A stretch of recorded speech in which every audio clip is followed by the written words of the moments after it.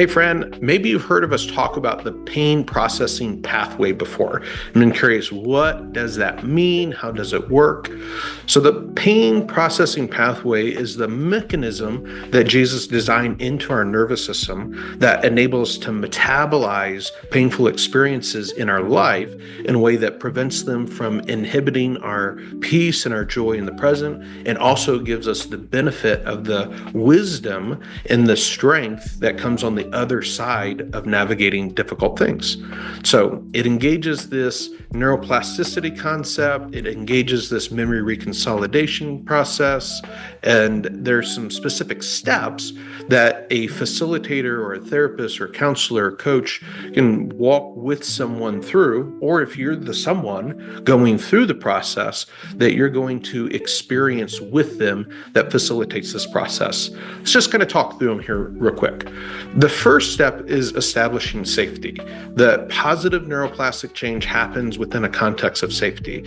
When we have a felt sense of safety in our nervous system, also called a ventral vagal state, we are conditioned or in a place to be able to experience positive change in our body. And so regulating with another person, limbic resonance, brain sync, bearing one another's burdens, all language that's used around describing this establishing safety and co-regulation in the body, that sets the groundwork or the context for positive neuroplastic change to happen. The next step that happens within that context of safety is the activation of the traumatic memory, or the activation of the memory that is painful and still carries a negative emotional charge to it that gets activated in present day life and creates problems for us. But in this context, we're going to activate that memory and transform it. We're not just going to have it be randomly activated by some experience of life and then have the emotions and thoughts that are a part of that memory influence the way we show up in the present in an unhelpful way. Here, we're intentionally activating the memory for the purpose of transforming it. So we're going to activate it by telling the story, talking about what happened, going back into the memory that took place. And part of the processing of that memory, once it's online, once that Word document is opened up, is feeling the emotions inside of it through to completion. So in a place of co-regulation and support with a mature other, we're going to allow ourselves to feel the feelings that were part of that experience that we couldn't handle at the time, but now because we're experiencing co-regulation with another, we can handle them, and we can allow ourselves to ride the wave and feel that emotion through to completion, which may have multiple emotional components to it, but we're going to give each its turn and allow it to be felt all the way through to completion, and we're going to mine the wisdom and the strength that comes on the other side of that experience. And we're going to do that for all the emotions that are stored as a part of that memory. And as we are doing that, and part of the mechanics of how we do that is we allow ourselves to have the experience of feeling the feelings, and we process that verbally. The feeling of the feelings is a right brain experience. The verbalizing of the experience is a left brain experience. The bilateral stimulation that takes place as we verbalize the emotional experience we're having changes those emotions and helps them move through us and helps us make sense of what it is that we're experiencing. So as we verbalize what it is we're experiencing, sharing that with another, we're able to co-create meaning with that other person and make sense of what it is that we're feeling and understand what it is that we are going through and what it means and what we should glean from it. And as we do so, it changes the experience, it moves through us, and on the other side, it completes. And we have the wisdom, and we have the strength, and we have the vitality that is available to us and emerges on the other side of that experience. And we're going to, as a helper, somebody navigating us through or navigating somebody through that experience, we're going to confirm that that has happened. That is, we're going to confirm completion of that wave moving through by checking in with the body and checking in the felt experience of that. When emotion has completed, on the other side of it, there's a physiological relief that happens, that there's a relaxing within the chest and within the neck and within the stomach and within the body. There is like a deep exhale where the body feels relief from the tension of experiencing that emotion through.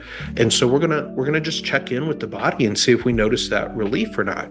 And if we don't, that's an indicator that there's still emotion to be processed through to completion, that we haven't completed that processing process. And so, but we want to complete it because that's how we transform the trauma into testimony. That's how we move through that. So we're going to check in, and if it's not completed, then we're going to stay with it and keep working with it until we reach completion. When we are sure that we've reached completion, because the body tells us that, we're going to kind of step back and reflect on or process or meta-process the experience that was had working that emotion through to completion. And it's in that processing and reflecting on what we experience that we're really mining the wisdom out of the experience.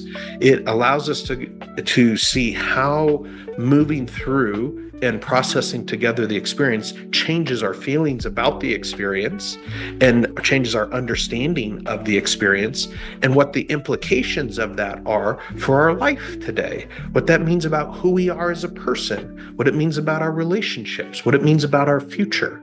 Reflecting on and gleaning the wisdom that comes on the other side of that is a super important and valuable part of that process of moving through.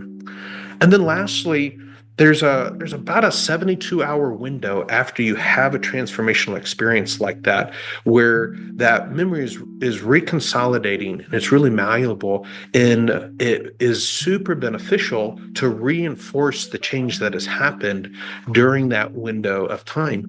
And so we want to, create a new narrative, a truthful narrative around that change that comes out of that reflection and that wisdom about the experience that we've had and that emerges on the other side of that transformation. And we want to reinforce that narrative over the next 72 hours or so. So we call that anchoring the experience, that we find a way to language it and we journal about it, or we create a little saying or attach to some sort of symbolic object that can serve as a reminder to us of what God has done in our life in that experience in a way that helps deepen that experience in our nervous system and really maximize the benefit that we get out of that. So this pain processing pathway is something that therapists that are well-trained, good therapists, do regularly with clients, but it's not exclusive to therapists. You don't have to be a therapist to be therapeutic. You don't have to be a therapist to use the systems that Jesus designed into the nervous system to be helpful one to another.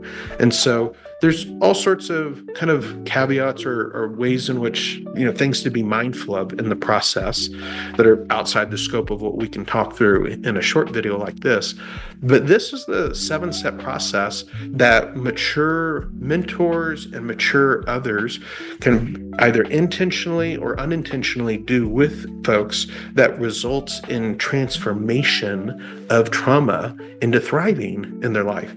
And if we're intentional about understanding how it works and how to practice it, we can really benefit one another and serve one another better in this bearing one another's burdens, speaking the truth with grace in a way that allows us to experience the life transformation and abundant life that Jesus wants for us. So Cassie and I are shooting these videos, training in this material because we want you to experience it in your own life and for you to be able to come alongside others in a way that helps them experience it. And that's why we're cheering you on as you mature into true happiness.